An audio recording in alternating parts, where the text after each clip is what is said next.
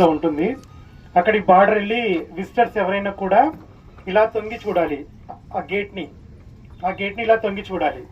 మేము గాంగ్టాంగ్లో సైనికులకు చేసేసి వాళ్ళని రిక్వెస్ట్తోనే అక్కడికి వెళ్ళాము. వెహికల్ తీసుకొని వెళ్ళిన తర్వాత అక్కడ మేము వెళ్తేనే ఇట్లా వచ్చామండి అంటే కనుక సరే కూర్చోబెట్టారు.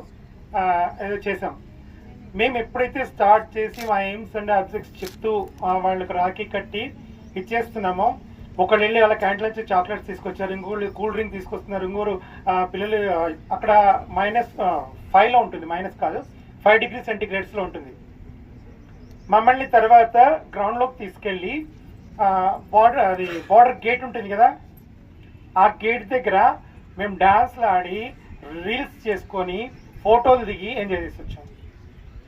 అంత పర్మిషన్ ఇచ్చారు. అంటే ఫస్ట్ తెలియదు వాట్ ఈజ్ వాట్ అనేది, ఎవరికైనా కొత్తగా ఉంటుంది. అలవాటు అయ్యే కొద్దీ, నిజానికి కొద్దీ మన అనే అభిమానము ఆప్యాయత పెరుగుతుంది సార్.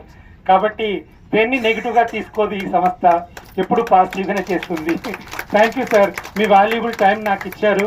Thank you. మీ సహకారం కూడా ఇచ్చారు. Thank you sir. Thank you so much sir. నాన్న continue. Thank you, sir. Now